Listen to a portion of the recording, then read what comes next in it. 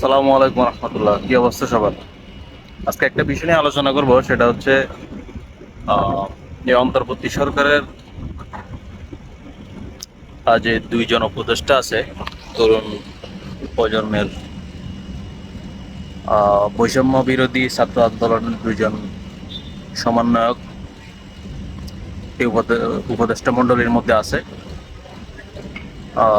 তো ওই দুইজন এবং আরেকজন হচ্ছে সারজিদ আলম, ওনাকে নিয়েও কথা বলবো। দেখেন, আল্লাহ কখন কি ইচ্ছা করবে সেটা কেউ জানে না, একমাত্র আল্লাহ ভালো জানে। তো মনে আল্লাহ তাআলা ওদেরকে 2 দিন আগে ছাত্রদের মধ্যে রেখেছিল আন্দোলনের মধ্যে, কিন্তু 2 দিন পরে আজকে তারা দুইজন উপদেষ্টা মণ্ডলীর মধ্যে সরকার। ইন্টারেস্টিং, অবশ্যই ইন্টারেস্টিং। দেখেন, নাহিদের কথা বলি, নাহিদুল ইসলাম অনেক নিপীড়ন নির্যাতন সহ্য করে আজকে এখানে আসছে। গুমও করে ফেলছিল, হয়তো মেরেও ফেলতো, কিন্তু হায়াত থাকার কারণে হয়তো বেঁচে গেছে। আজকে সে উপদেষ্টা মণ্ডলীর একজন সরকারের। আর আরেকজন হচ্ছে কে, আসিফ মাহমুদ, যে কিনা 2 মাস আগেও স্ট্যাটাস দিছিল গ্রাজুয়েশন তো শেষ মার্চের দিকে, মার্চের 4 তারিখ মেবি। গ্রাজুয়েশন তো শেষ, এখন কি মনে হয় লেগুনা চালাইতে হবে। আর এই কথা বলার কারণ হচ্ছে অবশ্যই দেশের পরিস্থিতি দেখেই সে কথা বলছে। গ্রাজুয়েশন শেষ, কিন্তু এখন মনে হয় লেগুনা চালাইতে হবে, কিছু একটার ব্যবস্থা করতে হবে। কিন্তু সে কি জানে 2 মাস পরে সে সরকারের উপদেষ্টা মণ্ডলী হবে? জানতো না, সবই আল্লাহর ইচ্ছা।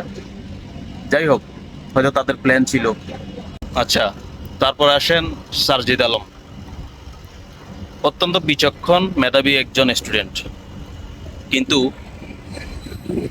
উপদেষ্টা মণ্ডলীতে তার জায়গা হলো না কেন? এটা হচ্ছে আজকে আমার মূল বিষয় ভিডিওতে। মানে আমি অনেক সোর্স থেকে পাইছি, যে নিজে অনেক চিন্তা করছি। এত বিচক্ষণ সবার এই 3জন থেকে ওই ভালো মেধাবী, এই 3জন সমন্বয়কের মধ্যে, কিন্তু তার জায়গা হলো না এখানে। মানে অনেক সোর্স পাইছি, নিজেও চিন্তা করছি এখানে কিছু একটা থাকতে পারে ওদের মধ্যে। থাকতে বলতে ওদের একটা প্ল্যান থাকতে পারে, সেটা হচ্ছে আমার মনে হয় আহ, হয়তো হয়তো বা ওরা কোনো টিম গঠন করতে চাচ্ছে সরকার। আরেকটা কথা হচ্ছে, এই অন্তর্বর্তী সরকারের কোনো টাইম টেবিল এখনো ঠিক করা হয় নাই। একটা সোর্স থেকে জানা গেছে, সোর্সটা হচ্ছে 24, চ্যানেল 24 বলছে যে এটার মেয়াদ হইতে পারে 6 বছর। তো সেহেতু 6 বছর, যেহেতু এটার মেয়াদ 6 বছরের মধ্যে তাদের একটা দল গঠন করা, মানে সমন্বয়কদের একটা দল গঠন করা, এটা অত্যন্ত সহজ হয়ে যাবে। এই জন্য হইতে পারে 6 বছর বা 3 বছর বা 4 বছর, যে কোনো একটা কিছু। হয়তো বা তার কোনো প্ল্যান থাকতে পারে, তার বা তাদের সমন্বয়কদের কোনো প্ল্যান থাকতে পারে একটা দল গঠন করার। হয়তো বা সেই দলের লিডার হবে সারজিৎ, এই জন্য হয়তো সে উপদেষ্টা মণ্ডলীতে আসে নাই। হয়তো তাদের প্ল্যান থাকতে পারে এ নিয়ে, জানি না। তারপরেও আমাদের একটা আশঙ্কা, বা আমি এটা নিয়ে চিন্তা করে দেখছি বা অনেক সোর্স পাইছি। যাই হোক, এটাই চাই যে এটার থেকে যদি ভালো কিছু আসে, এটার মিশ্রণে যদি দেশের জন্য ভালো কিছু হয়, অবশ্যই তারা কোনো দল গঠন করবে। এটা আহ, অবশ্যই অত্যন্ত ভালো দিক। সো এটা হয়তো তাদের প্ল্যান থাকতে পারে। এবং এই তরুণকে দিয়ে যদি এই দল গঠন করে যদি একটা দেশের উন্নতি করা যায়, সেক্ষেত্রে আমি মনে করি কোনো খারাপ দিক না এটা। সো তাকে এই নিয়ে কোনো দ্বিমত পোষণ করতেও দেখি নাই সারজিদ আলমকে। সে অনেক খুশি।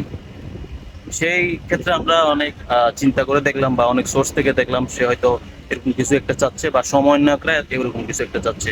যাই হোক, অভিনন্দন। যে উপদেষ্টা মণ্ডলীর মধ্যে যে 2 সমন্বয়ক আছে, তাদেরকে অবশ্যই ওয়েলকাম, অভিনন্দন। দেশের জন্য যাতে ভালো কিছু বয়ে আনে, এটাই প্রত্যাশা আমাদের। তো ভালো থাকবেন, সুস্থ থাকবেন, দেখা হবে। আল্লাহ হাফেজ, আসসালামু আলাইকুম।